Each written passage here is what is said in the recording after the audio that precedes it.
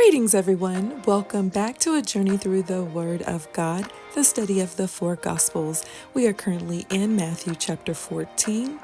Come along as we join in on the class at New Direction Outreach Ministries, which will be led by Instructor Beasley today. God bless. What did Herod say to his servants when he heard of Jesus' fame? He was sitting there with John the Baptist. Yeah. Same day resurrected with coming with power. Why did Herod put John in prison? For John said unto him, It is not lawful for thee to have her. All this took place.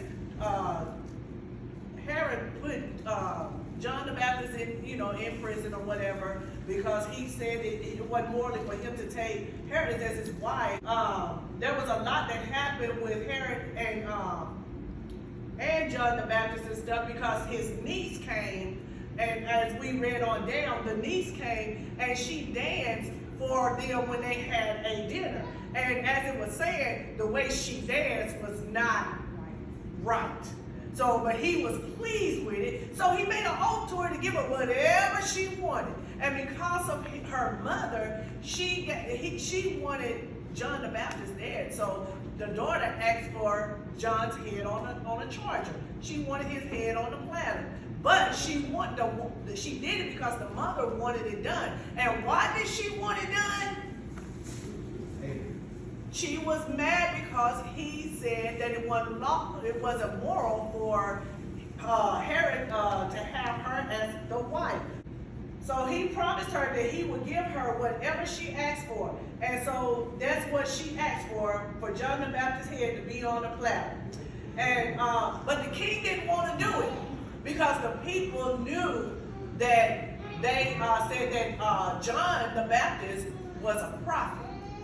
So they looked at him as a prophet, so he really didn't want to do it, but he had to because he made that oath to her. He spoke and said something like that. It was made law, like right then and there. When it came out of his mouth, it was made law. So he could never say, "Well, I changed my mind." The only way he could go back and do something was he would have to find a loophole through like the laws in the land to go back and change something. And sometimes there was no loophole. Sometimes when they said something, it was just that simple. They could not go back and reverse that.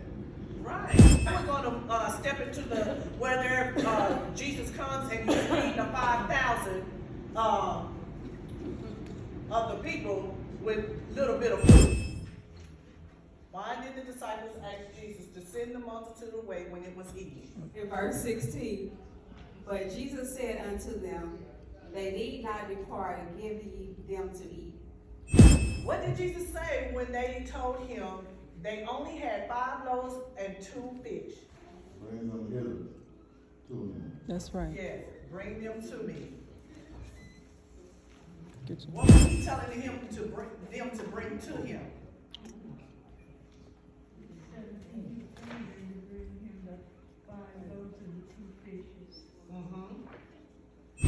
What did Jesus do when they brought him the loaves and fish?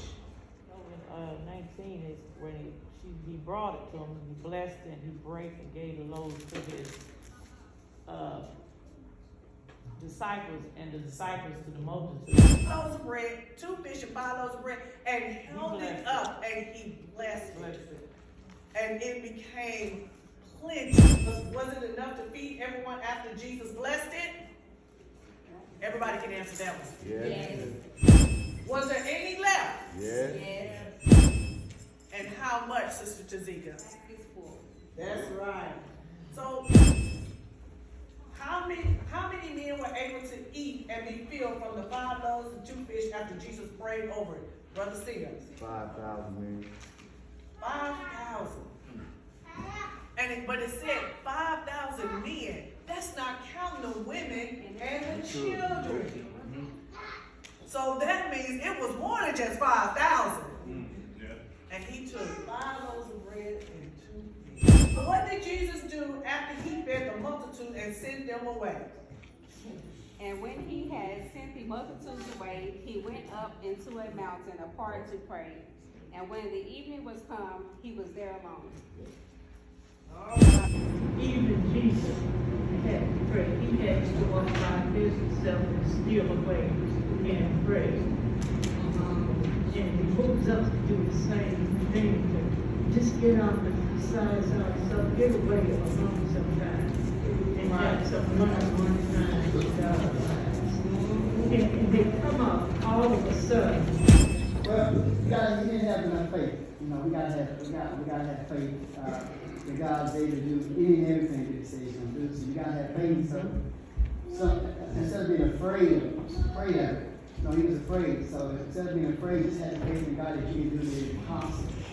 You know? So that's what I got out of this. You just need to have more faith. So when we're in our storm, we need to keep our eye on the Lord. That's right. Because when we take it off, that's when we begin to sink. We have to stay focused on the Lord and trust God to handle the situations for us, and we just pray and give it to God. Why do we doubt? Because it's hard to, humans, we're a visual person. We're visual people. We believe in what we can see. So when we can't see something, it's harder for us to put our faith in it. But but then once we're converted as Christians, we understand that there's more to this life than just physical or carnal, than the spiritual side. So once we're converted, then we understand, there's a spiritual side to things. So, but as people that don't believe, we're carnal. Only thing we can see is what's in front of us. We can believe what we can see, and we can believe what we can't see.